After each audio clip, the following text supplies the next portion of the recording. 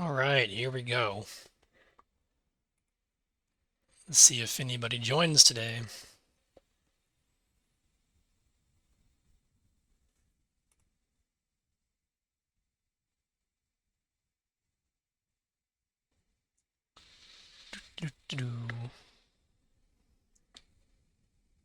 If nobody joins, which has happened before, I might just do some BC Calc test MCQs. FRQs, I don't know, maybe FRQs today.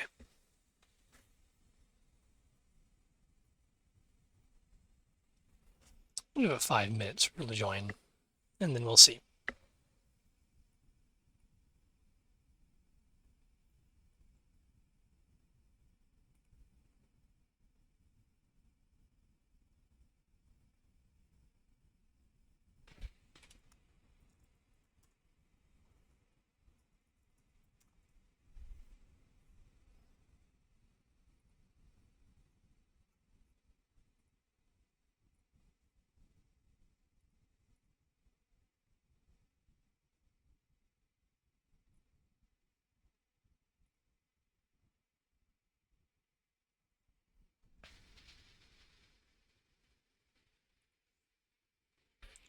Still waiting if people are coming. We'll see.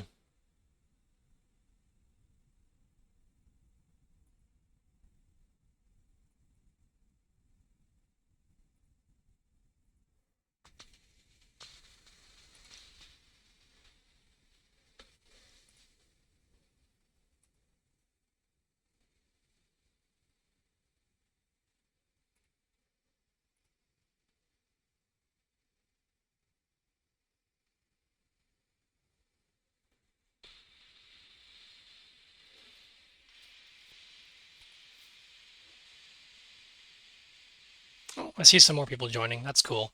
I see 4 people. Hello, if you're there.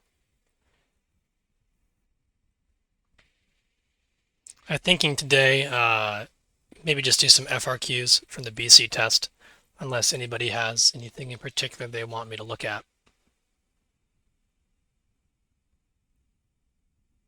Usually don't get too many people showing up. The last time I did this a year ago, I don't think anybody showed up. But regardless, I do upload these to YouTube.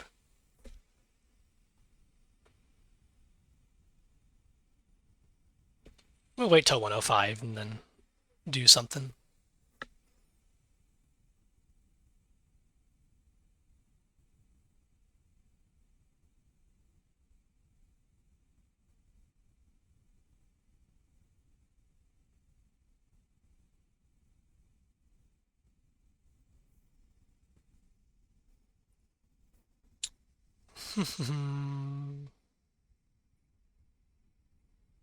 It was like 2015 today. It starts non-calculator.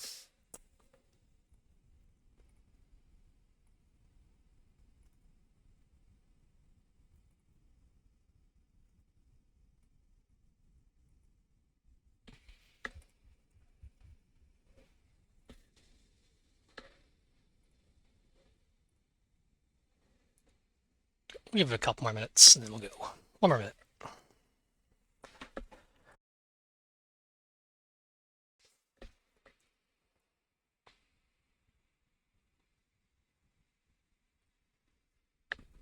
I'll probably stop today either when I'm done with the FRQs or when we hit 150 PST or so.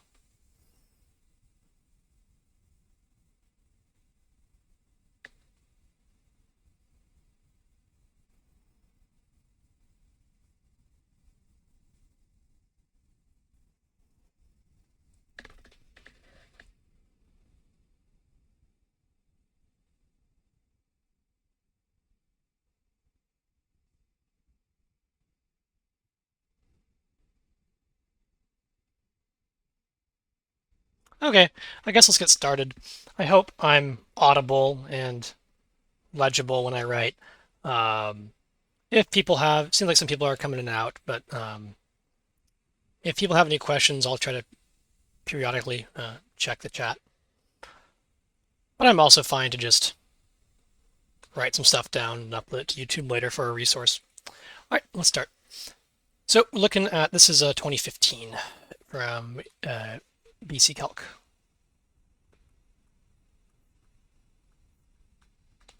I'm starting at the non-calculator stuff. Maybe I'll do the calculator stuff today, but it's just more annoying to have to swap between my calculator and the page.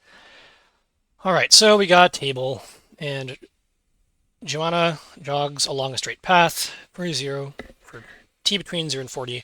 Her velocity is given by differentiable function v. Selected values of v are given in the table, meters per minute. All right, A, use the data in the table to estimate the value of v prime of 16. This is an approximation that I think sometimes teachers don't spend much time on. It's not a very important one, so I kind of get why. But where's v prime of 16? You can kind of imagine the graph of this. This would be the v and t. And then 12,200's like, I don't know, up here. And then 2240, oops. 2240 is like here. And v prime of 16 is somewhere, is a slope somewhere in the middle. So the idea is maybe this is pretty close to just the secant line, and that's just going to be the idea, or the secant slope. So you should just do 240 minus 200 over 20 minus 12. And that's 40 over 8, and that's 5. And strangely, they don't ask for units. Usually, I think, on this kind of problem, they ask units. I'll just put them in meters per minute squared. Notice squared because v is already, this top is in meters per minute, and this bottom is in time. So meters per minute squared. Somebody in the chat who wants to do a different problem after this FRQ. Sure, I can do that. All right, using correct units, part B, explain the meaning of the definite integral 0 to 40 of the absolute value of v of t dt. You can recall this absolute value is the speed in the context of the problem. So integral of speed is just total distance traveled. So this should just be the total distance traveled on the time interval 0 to 40, or total distance traveled by whom? By Joanna. So let me just write this in text mode here. I don't really have enough room for this, huh? Well, the integral is the total distance Joanna travels on 0 to 40. Okay.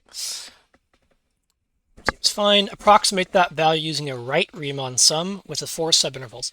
Common mistake here is to just ignore the fact that you're doing the absolute value of v and just look at the table and do the right Riemann sum as is.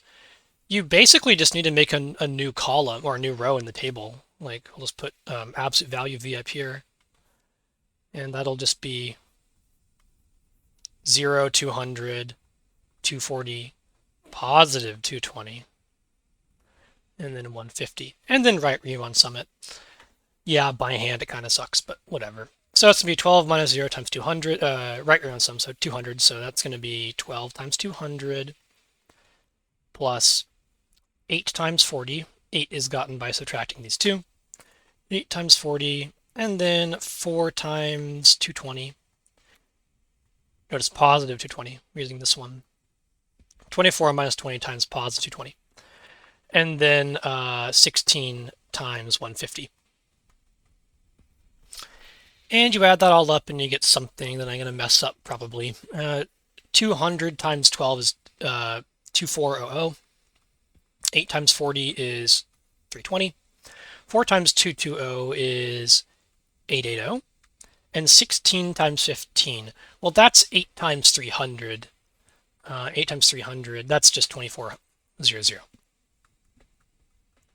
Got to add these all up. These two add up to 4800. And these two add up to something. If you ever feel embarrassed about your arithmetic, I mean, I'm not very good at either. And sometimes you just have to do this kind of silly stuff on the AP test. 12, so 1200. I feel like I probably messed something up, and that's going to be 6,000. I'll check my answer to see if I make a mistake at some point, because it's likely I make a mistake. But we'll answer these. I'll try to do a quick double check, and then I'll check the actual answer key. Let's check chat for a second. Oh, never mind on the question. Okay. Bob is riding his bicycle along the same path. For t between 0 and 10, his velocity is modeled by whatever. Whereas t is measured in minutes and b of t is measured in meters per minute. Find his acceleration at time t equals 5. All right, I'll do that down here. Acceleration is just a derivative of velocity. So accel is just b prime, which is 3t squared minus 12t. And then you plug in 5. So b prime of 5 is 3 times 25 minus 60, which is 15. 75 minus 60, 15. That's it. So b prime of 5 is 15.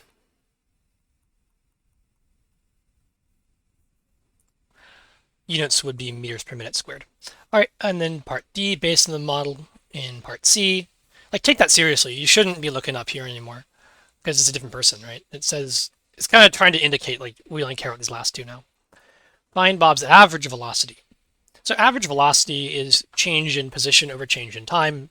That's one way to think about it. It's also literally the average value of the velocity, and that's most convenient here because we know the velocity explicitly. So the average velocity would be 1 over 10 minus 0, because that's the time interval, times, I should probably call this something different though. I'll say v average is 1 over 10 minus 0 times the integral from 0 to 10 of b of t, which is t cubed minus 6t squared plus 300. And this is just kind of an annoying integral. 1 over 10, the antiderivative is going to be t to the 4 over 4 minus 12t. Nope, that's the derivative, sorry. Antiderivative. 2t cubed plus 300t from 0 to 10. And now we plug in. 10 to the 4th is 10,000, 100,000. No, 10,000. Divided by 4, that's 2,500. So 2,500 minus 2,000, and then plus 3,000. And then if I plug in 0, it gives me 0, so I can ignore that. I can actually cancel the tens right now, so 1/10 can distribute in, and you get 250 minus 200 plus 300, and that's going to be 350. Now, some of these answers I know are correct just from my memory of these problems. Like I know this one's correct. Okay, there we go. I'm a little doubtful about this part B here. Check it in a second. All right. So let's go through and see if there's any errors I made before I look at the answer key. V prime is 16. Yeah, it's just 40 over 8. I don't think I messed that up. That's definitely the right meaning. The value, let's just double check that one more time. 12 times 200 is 2,400. And then 8 times 40 is 320. Yeah. And then 4 times 220 is 880. Yeah. And then 16 times 150. Also 2,400, right? Because 8 times 3. Yeah, it seems right. I add them up, and it seems we got 6,000. All right, just give me a second. I'll check the actual answers on my browser. Let's see. This should have been question 3. 5 meters, 40 minutes. I did add it up wrong. What did I do wrong? 4 times 220. I don't know why I said that. I don't know where I got that from. Oh, that was this one. 8 times 40. That's just a silly mistake. I subtracted these. Sometimes I do that. It should be 8 times 240. Oops. All right, you don't subtract these. I was doing it correct for all the other ones, but it's just the height. It's a common mistake. Students will want to do this, subtract the time, subtract the velocities, but you don't. It's just the right velocity for a right Riemann sum. So if I replace that with 240, what happened? Actually, mark this in with like red. 240. This one changes to 8 times 240. 0, 32, 19, 20. And then that's for it's not 1200 anymore. You add those up. 1920 plus 880. 0, 0. 1 plus 9 plus 8 is 18, and then you get a 2800 here. Add those together, you get 7600, which is the correct answer. Oops, silly me, going too fast. All right, other than that, I think everything's correct. Let me just check the rest.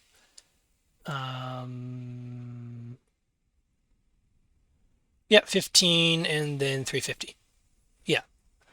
So I think if I'm looking at the actual answer breakdown, which is always a good thing to do, like a point count breakdown. So here's their answers. So I would get 1 point for A. I would get 1 point for B, at least. I'd probably get this point. I'm not entirely sure. And I wouldn't get that point because I messed up the approximation. So I still get 2 out of 3, even though I goofed something up, which is not a big deal. And then here I get 2 points for that one because I did it well. And then I get 1 point for writing down the correct integral, which I did. Writing down the correct integral up here. Then I get a point for doing the antiderivative, which I did.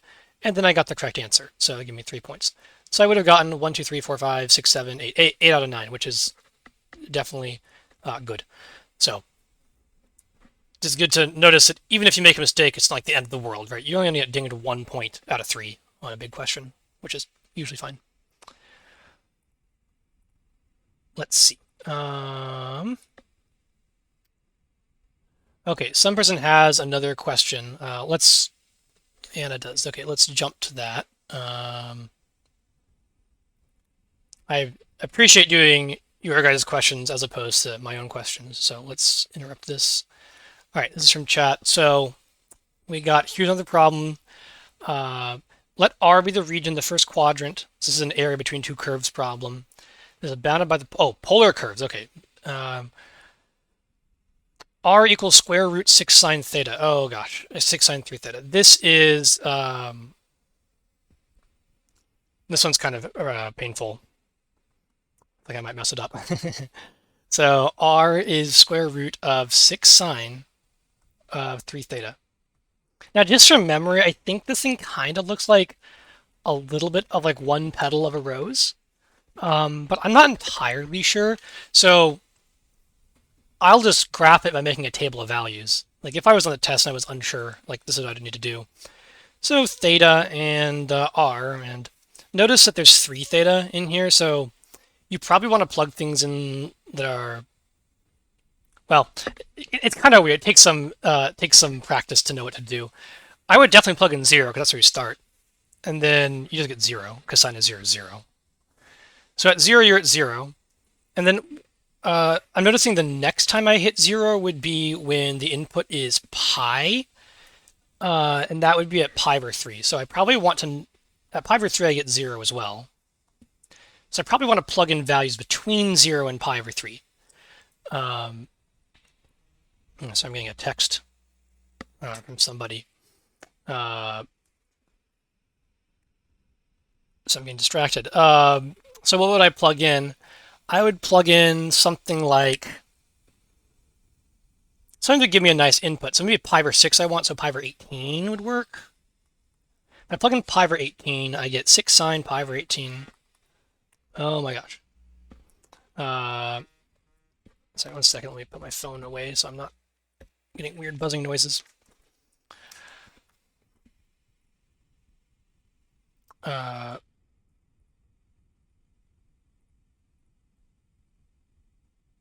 Okay, so 6 sine, sorry, I'm plugging in pi over 18, so I'm getting distracted here. That's 6 sine pi over 6. sine pi over 6 is a half. Let's root on it. So r of pi over 18 is this. And this would give you root 6 times a half, which is root 3. So at pi over 18, I'm at root 3, which I'll put a little scale here. This is 1, this is 2. Root 3 is about 1.7-ish, so kind of like out here. You might wonder what I'm doing at all. Like, what's the point of making this table? I just want to get the picture of this graph. Square root. Yeah, the square root's going to be really frustrating. Yeah, I mean, because you need to... The graphs that are like... The difficulties you get graphs like this. And it's not... I did that wrong, sorry. Right, that's like a card or a limason you might get, and it's easy to say, oh, find the area bounded, but you actually got to figure out like where the theta values are that you have to integrate from, and it can be very difficult. Negative r values can really mess you up. I guess there's no negative r values here because it's square root, but I do need to know what it looks like. So pi over 18, and I know 6 sine 3 theta is just going to be some kind of rows. And square rooting it's just going to move the rose petals inwards. So I know it's going to kind of look like when I plug in pi over 3, it'll look something like this, at least up until pi over 3. You could plug in more points and learn this. I'll plug in a couple others, like pi over 12. If I plug in, I get sine of, so pi over 4, which is root 2 over 2, multiplied by 6, that's 3 root 2 square root it, like root 3 root 2. And you'll see that it'll do this until you come back to pi over 3. So it will look something like this petal. Now you might wonder, well, that's up until pi over 3, what happens after that? Well, annoyingly, it gets negative for a bit, right? So like the inside's negative. So when is sine negative, that's between pi and 2 pi. Sine will be negative. So up until 2 pi over 3, this is all going to be undefined because you're square rooting a negative. And then after 2 pi over 3, I guess I should start plugging in again.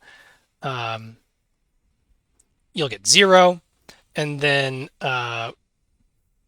what's after that? So I'm trying to think what angle I'm at. So here's pi over 3. Here's 2 pi over 3.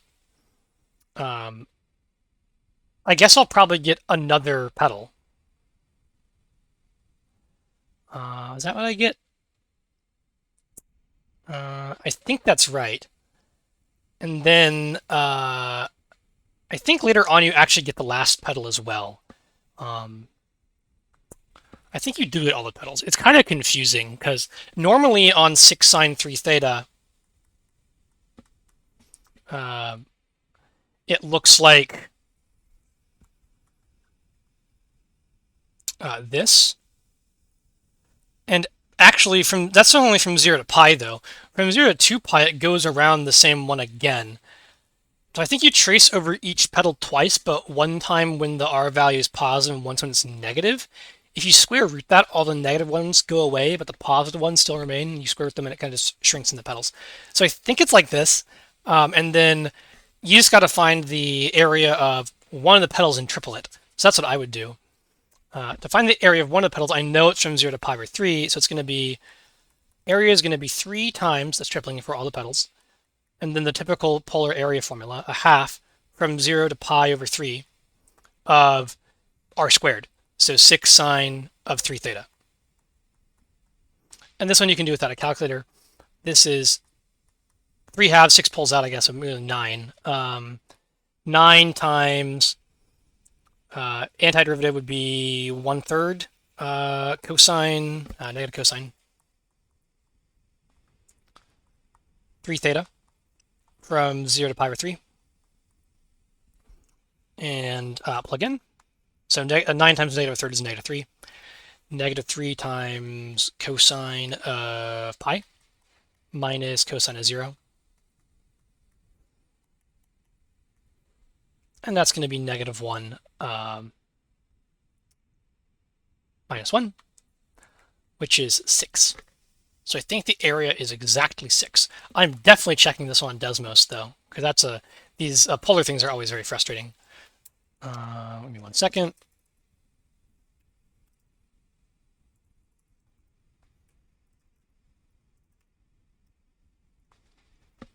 And yes, I was right. It looks like, so this is actually the graph. When I graph the equation in Desmos. And then I'm pretty sure about my integral. I'll just double check that one on Wolfram.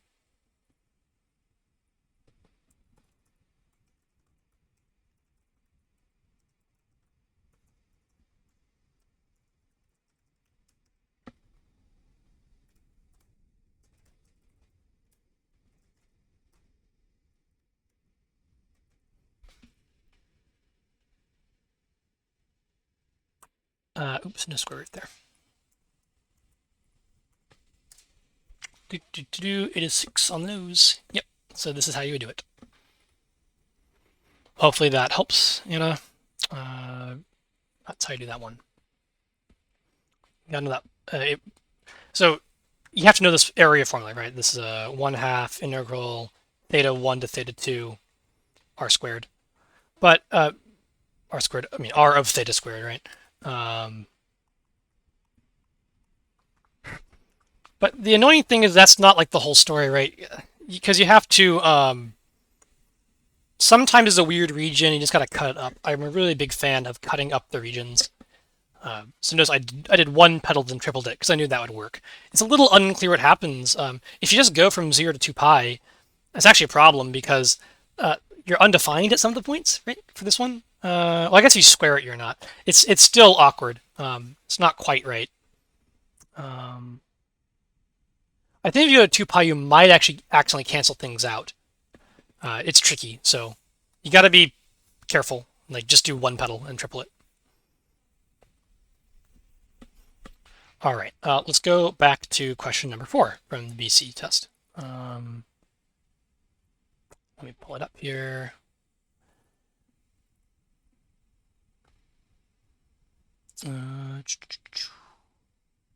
This one is one they don't really do much anymore. They usually don't have you draw in by hand a slope field. Okay, we got a differential equations problem. Notice this one, you should be familiar at some point that dy dx equals ax plus by is just not separable. I guess if a and b are non-zero, let's say. So you need a different method to do this. You learn that later on in like differential equations or whatever. It's called an integration factor or something. Not a very exciting method. It's not hard, but this is a simple differential equation that you don't know how to solve yet in BC Calc. So you should never try to solve it here. Okay, on the axes provided, let's get a slope field. Well, this is very easy. You just plug in each point into the dy dx equation and draw a little line with that slope on it. So what do we do? 0, 1, slope -1, right? So dy dx at 0, 1 is 2 times 0 minus 1, which is -1. So you draw that in. And you just do it for the rest. So at 0, 2, I get -2. At 0, -1, I get +1. At 1, 1, I get 1. And at 1, 2, I get 0. And at 1, -1, I get 2. I get 3. Notice that 3 is usually a lot steeper than people think. It really looks almost vertical at that point. Okay.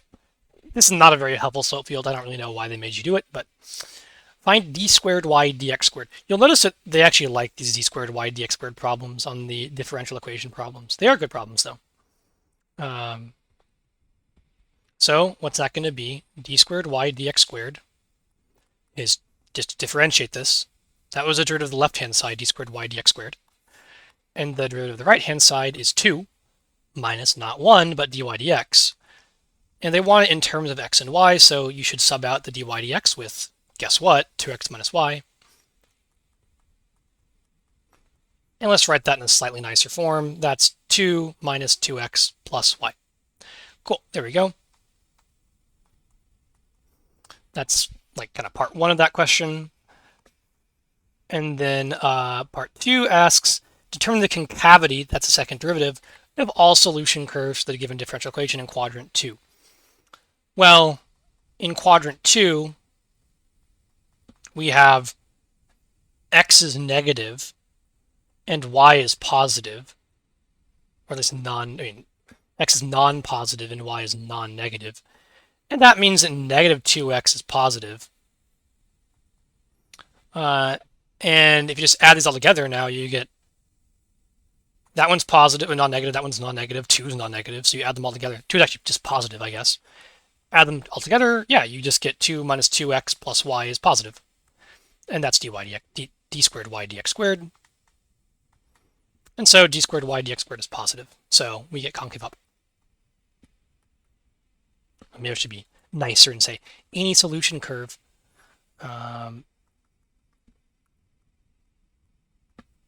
is concave up. I'll say CCU in quadrant 2. All right, that's how I do that. You might hate the inequalities because it feels kind of random how I add them together, but just think about it, right? Positive thing, a minus, a negative, plus a non-negative, it's positive. All right, part C, let f of x be the particular solution to the differential equation.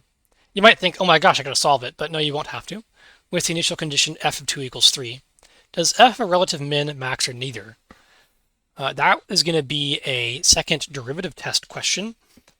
You should always be on the lookout for second derivative test questions as a subsection of the differential equations, because differential equation questions are a good place for the second derivative test to shine. If you just know the function entirely, first derivative test is usually easier, at least in AP Calc. So anyway, how do we do this? Well, if there's a relative min, max, or something at 2, dy dx had better be 0. So let's just plug in 2 comma 3 to dy dx and check that it's 0. dy dx at 2 comma 3 is 2 times 2 minus 3. That's not 0, that's 1. So neither. Simple. Because dy dx is not 0. Okay, part D. Oh, I guess one thing you might think about is, what if it's like not differentiable? Couldn't that be min or max? Yeah, but when you're giving a solution to a differential equation, you're kind of assuming it's differentiable. Otherwise, it's unclear what it means to satisfy this differential equation. So you're kind of assuming that f would be differentiable at least. So you only have to worry about the derivative equaling 0. Find the values of the constant m and b for which y equals mx plus b is a solution. This one's like really weird for some students. It actually is pretty easy, I think, but it is. Sometimes students don't really get what it means to be a solution. So we're writing down, just recalling that dy dx is 2x minus y. All right, what does it mean for this to be a solution? Well, it just means that if you plug it in to the differential equation, you get the answer. Somebody wanted me to re-explain part 2 of B. I will do that in a second. Let me finish part C first, though. So what does it mean to be, just plug it in. So what's dy dx in this case? Well, it should just be m always. So if I plug it in, the left-hand side turns into m. The right-hand side is 2x minus what's y, mx plus b. So m is 2x minus mx minus b for all x. And this is enough to find m and b. This is a b, not a 6. One easy way is just to differentiate it. If you differentiate both sides, you get 0 equals 2 minus m. Right, that derivative, that's 2, derivative, that's negative m. And so m is 2. And then you can plug in 0. This is differentiating. Plugging in 0 is another good trick. You get m is negative b. We know m is 2, so 2 is negative b. So b is negative 2. That's it. M equals 2, b is negative 2. If you're unsure about that, you can just check. that y equals 2x minus 2 works. The derivative is, I mean, you would just have to check that it satisfies like both sides of this equation. All right, let's re-explain part 2 of b because somebody wanted that. You have to use the factor in quadrant 2. They won't tell you that unless you're going to use it. In quadrant 2, that's over here, right? And that's going to be on the negative x region and the positive y region. So that's why I wrote down these two. And I'm trying to build up to this expression here and explaining why it's positive or negative. And if I look at it, I just think like, okay, 2 minus a negative plus a positive, it's going to be positive. I just have to explain that.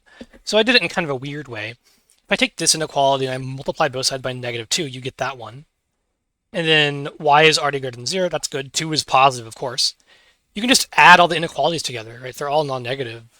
The resulting inequality will be non-negative. So there you go. That is d squared y dx squared. Hopefully that explains it. Sometimes people don't like this, break it down and reconstruct it from the bottom up, but that is the cleanest way with inequalities. All right, let's keep going. Somebody said, thank you, Riley. Oh, well, I appreciate people actually coming. I do like making these. These are fun to make. Okay, let's go on to question number 5.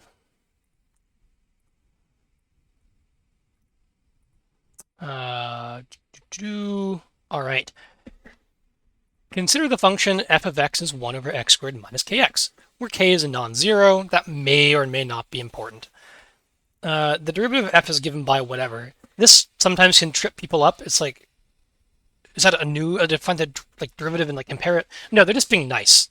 If you find the derivative, it would be this. They're just trying to not waste your time by quotient ruling that. Just believe them. This is correct. Let k equals 3, okay, so that f of x is 1 over x squared minus 3x. Sure, right, you just replace with k was 3. Write an equation for the line tangent to the graph of f of the point whose x coordinate's 4. All right, to find tangent line, I think the best thing for students is just to know you need to find f of 4 and f prime of 4. What's f of 4? Well, plug in 4, 1 over 16 minus 12. Is 1 over 4. Oh, I should check the answers to 4 in a bit. I'll do that later. So 1/4. And then f prime of 4, well, you have the derivative, so plug in 3, so for k, f prime of x would be 3 minus 2x over x squared minus 3x squared. Plug in 4, I'm kind of running out of room here. F prime of 4 would be 3 minus 2 times 4, that's 3 minus 8, that's -5, over 4 squared minus 12 squared.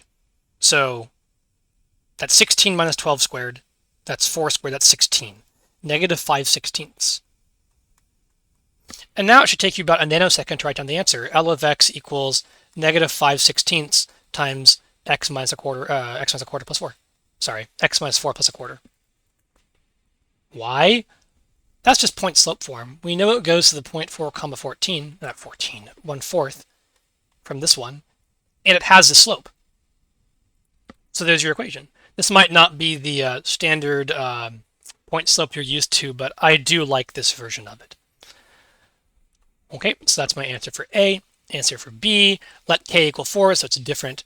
Whether f has a relative min, max, or neither at 2. Well, that sounds like a first derivative test thing, so I'm going to check f prime of 2. In that case, f prime of 2, notice this is no longer the derivative because k is 4.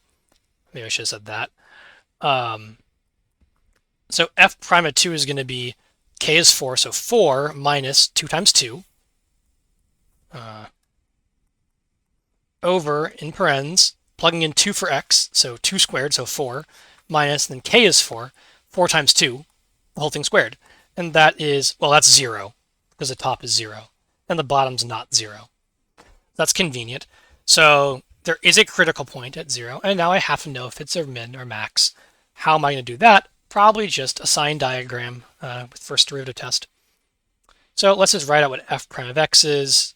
When k is 4, that's 4 minus 2x over x squared minus 4x squared.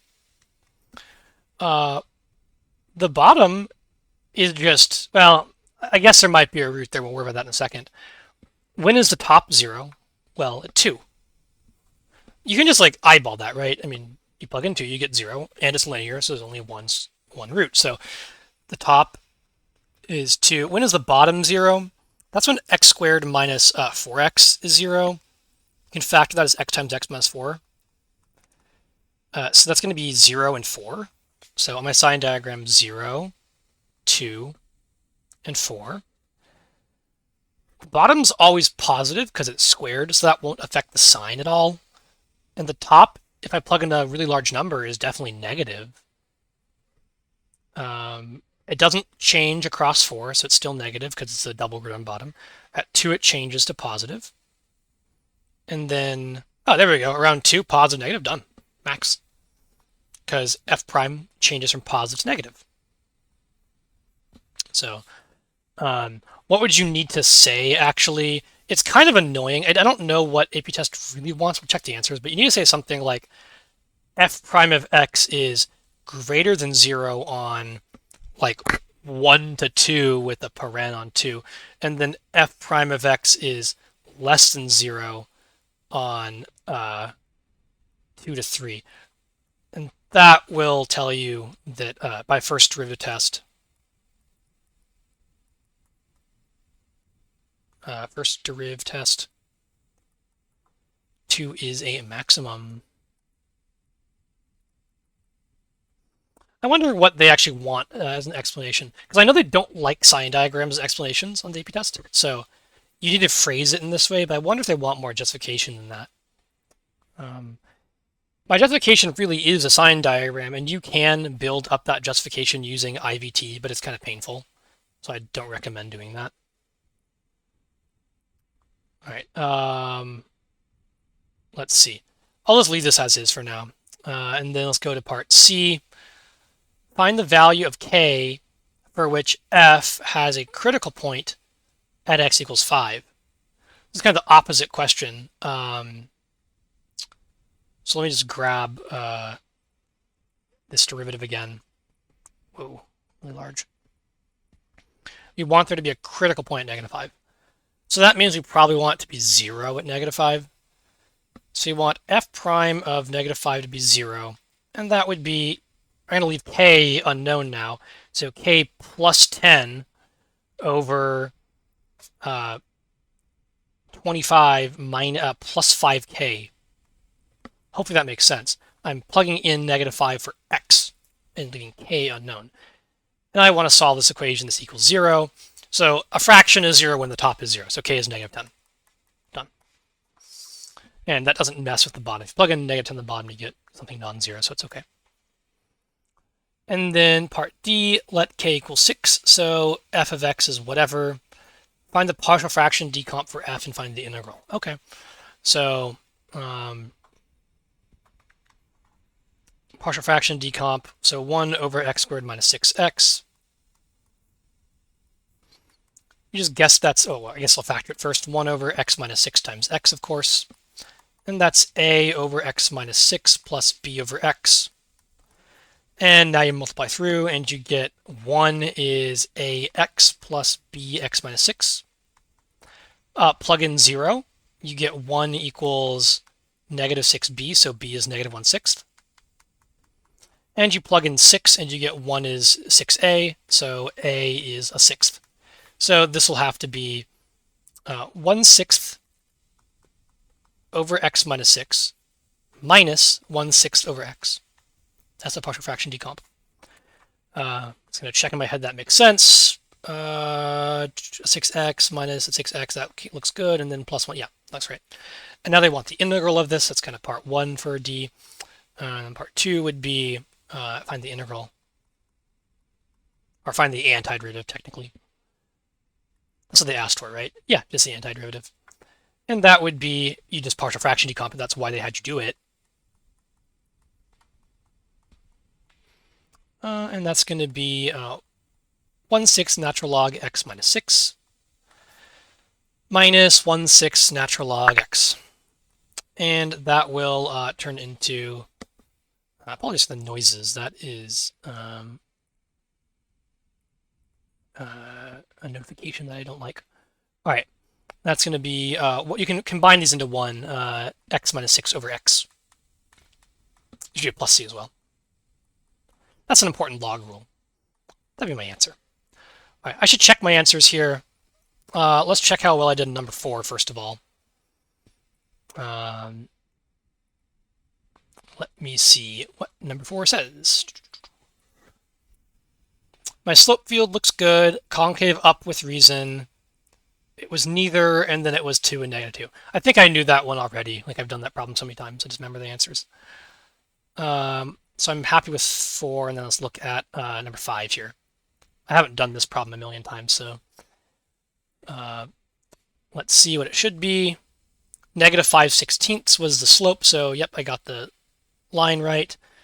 It was a relative max, and they just said this. That's interesting to me. I don't know how you know this without making the sign diagram, but that was their justification. They just said it changes sign. I don't, not quite sure how they knew that, but I mean it does change sign from positive to negative, so they're correct. And then part C was -10. And then, oh, did I get a sign wrong or something? X minus. No, I got this on part D. I got it right. Yeah. Let me double check. I know you can't see this, which is kind of annoying, but I don't want to copy the whole thing in. Wow, you get 4 points for that question for partial fraction declumping correct. That's crazy. Yeah, I got it right though. All right, cool. Anna's asking for part C, couldn't a critical point also be undefined? So on the bottom, if k is -5, would also work. That's a great question. I didn't think of that. So I did know that that's not actually what's asking though. So it's just saying find a value of k where f has a critical point, like at -5. So I just when you plug in -5, yeah, I mean if the derivative at -5 is 0, then you just get k as 10. Now you're suggesting that maybe there's another answer, right? So -10 definitely works.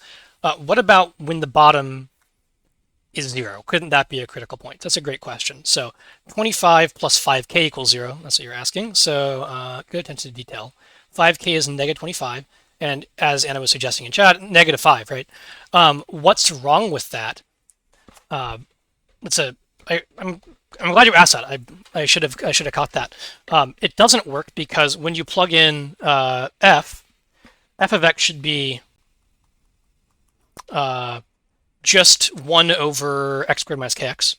So 5x.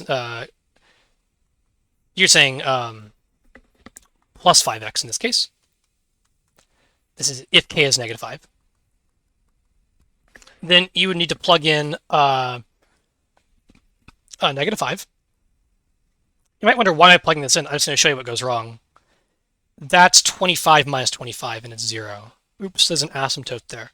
So not a critical point because f would not be continuous, or not even defined there, right? Not defined, not continuous at -5.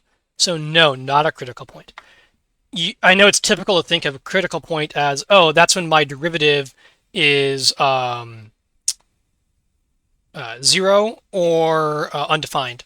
But it really only makes sense to talk about critical points where the original function f itself is already continuous, and definitely when it's defined. So if f isn't even defined somewhere, it's like 1 over x, right? This is an example. 1 over x looks like, oops, wrong way. This. I mean, 1 over x isn't even defined at 0, and the derivative -1 over x squared is also not defined at 0. So you'd be forgiven for saying that, oh, there's a critical point at 0, right? Because you plug into the derivative and you get 0, or you get undefined. But 1 over x isn't even defined there, so it doesn't really make sense to say 1 over x has a critical point at 0. That's kind of what's happening over here. Once I found -10, I knew it was correct because it works and it has to be the correct answer. But yeah, very good question. Why does -5 not work? Hopefully that answers. Okay. I guess we'll call it good there. I want to have somebody to tutor after this. So, well, thanks for anybody who joined. And again, not too many people join. People are busy. I didn't give much notice. I'm planning to do this again next week. So if you want to show up again, that's great. I'm glad to have some questions in chat. All right, we'll call it good there. Thanks for coming.